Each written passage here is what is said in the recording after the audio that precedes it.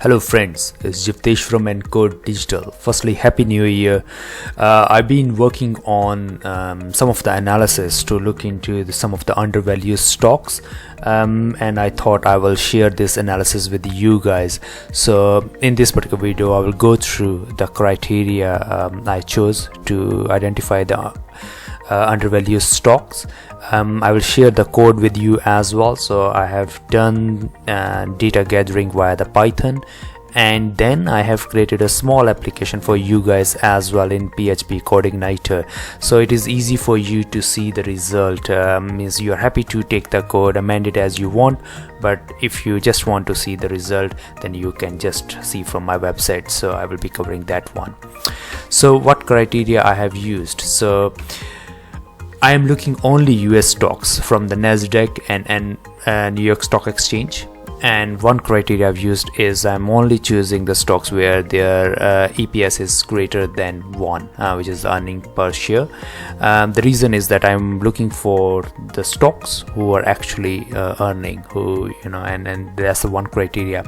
And in order to identify the undervalued stocks, what I'm looking is the company who is doing good, in a sense like their current EPS is greater than the latest EPS, which is 2024, which is further greater than their 2023 and further greater than 2022. Basically, I'm looking for the stock which is EPS is increasing over the last 3 years, but its PE ratio is decreasing in the last 2-3 years.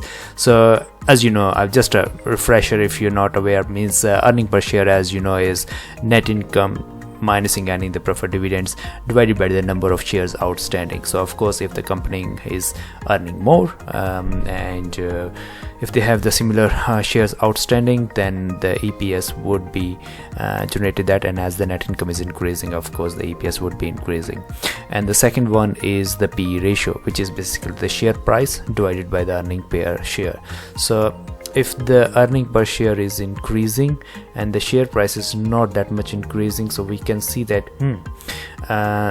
there could be potential of the undervalued stocks. I will not say all of the things all the stocks which will identify will be undervalued, but that gives us the screener. You can take it as a screener, and then the further analysis need to be done. Okay, why? It means if the company is increasing the net income, but then why the share price hasn't increased? Is it like a particular sector? It is more worry, we can see the undervalued stock, or there is an underlying problem? So that further analysis we need to see.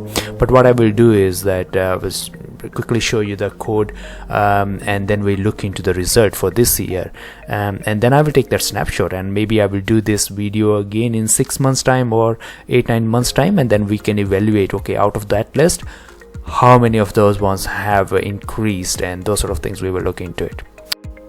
Okay guys, this is the Python code. So 4 main files I'll quickly go through.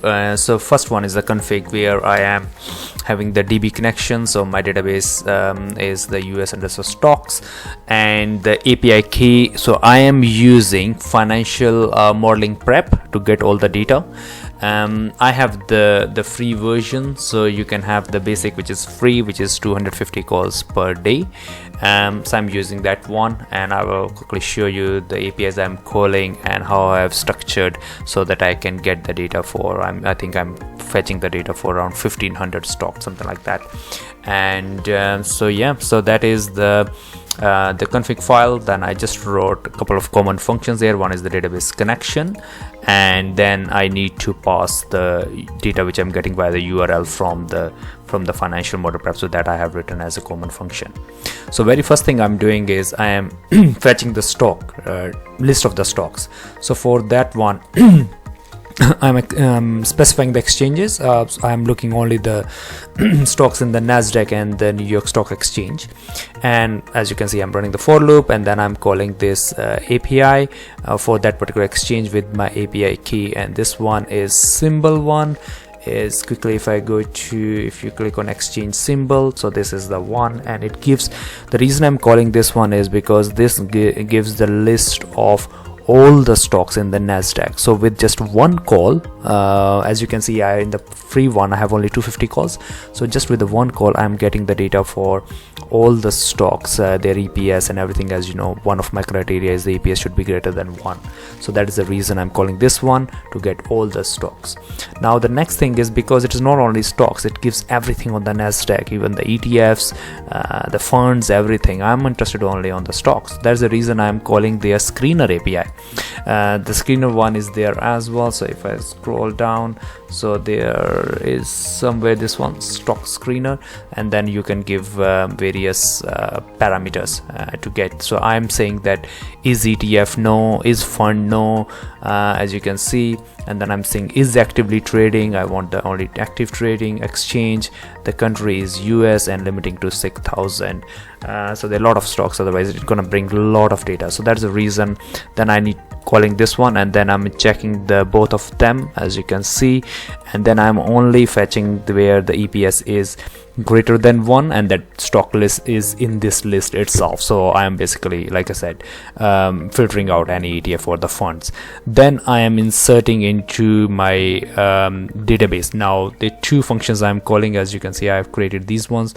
One is to insert or update stock. So this is where I'm inserting the stock. If it is not there, if it is there, then I am updating its value, because I'm running this particular this particular function every day. So I have set up as a cron job on my server, so then every day it calls, and because just a one call, like I said, it's one call, I'm getting the latest data every day, and in the inserting the data, and then I'm getting the updating the database every day for the stocks, as well as the daily data I am updating as well.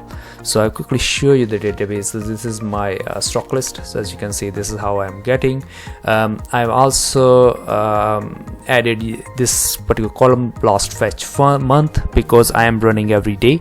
I don't want to I want to see that, okay, for this month's data have I got it, because this is a financial data I am talking about, you know, the quarterly reports or the annual reports. I don't need to get the same data for same stock every day, but I want to make sure my 1500 stocks I'm getting the data. One day is only 250 limit, so each and every income statement call is different.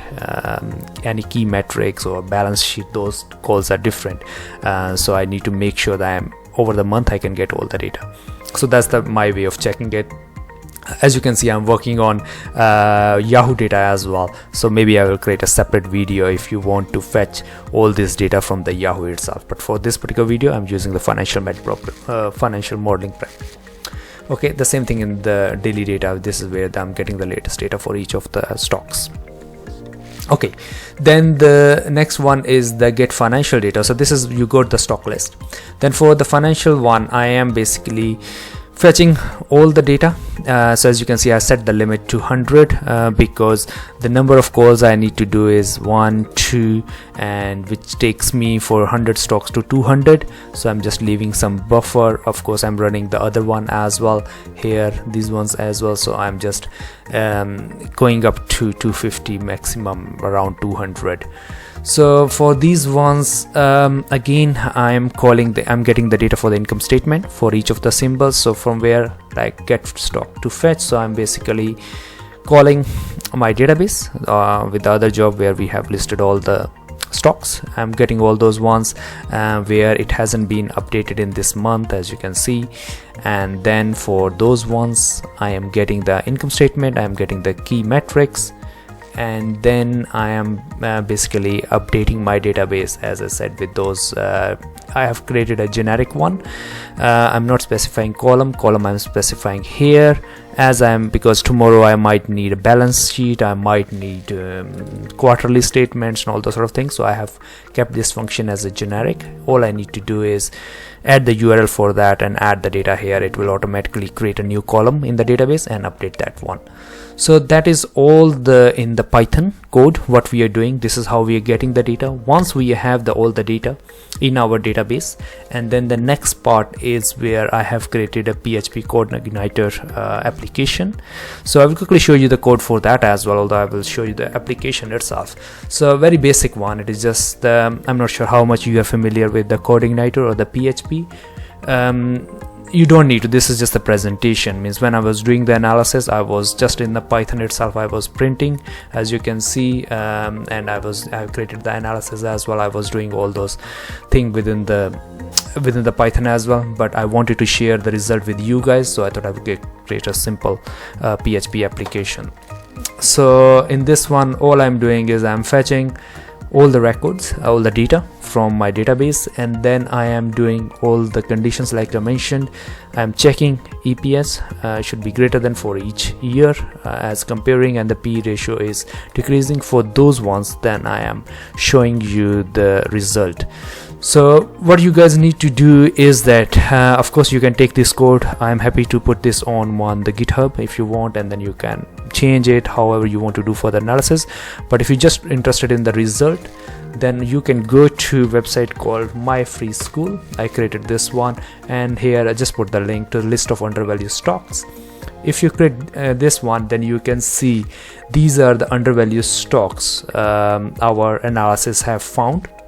What it is, that symbol, the name is exchange, and as you can see the EPS, so how it is increasing, and the P ratio how it has decreased. So the latest one means the first value is the latest one, then the last year, then the following year. Same thing for P ratio.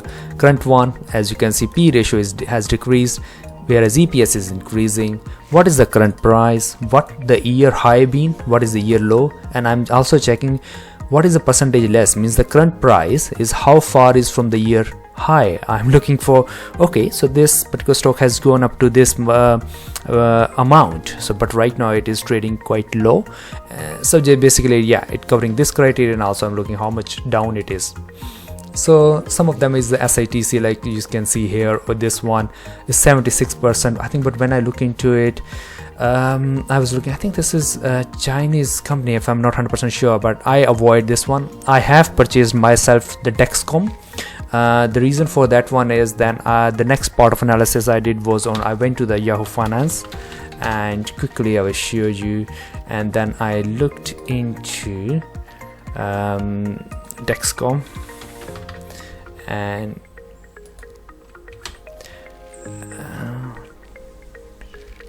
sorry, what was simple? DXC is better. Yeah, okay.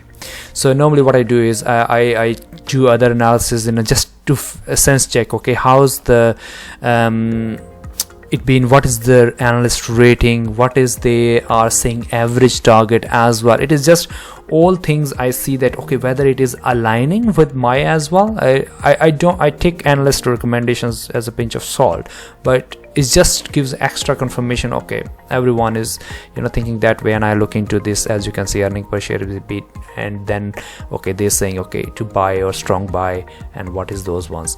So I have purchased myself Dexcom itself, and I think I have purchased SLB as well, which is quite low at right now, so we'll see. So I just want to flash this result on this screen as well. So when in a 6 months time, 8-9 months time, I will review and we can compare this data from today. Today is 30th of December 2024. So then we will look into, okay, how good was our analysis, and in order to find these ones. I hope you guys like it, and like I mentioned, this tool is there, myfreeschool.co.uk. check it out anytime, and this data is being refreshed every day. My cron jobs are running on the server, so this will keep on changing, so have a look. All right, I hope you guys like it. If you like it, subscribe or comment it. If you want me to do the Yahoo one with Yahoo data, I'm happy to do that one, and any other analysis or something which you want to see, do write in the comments. Okay guys, thanks everyone, bye.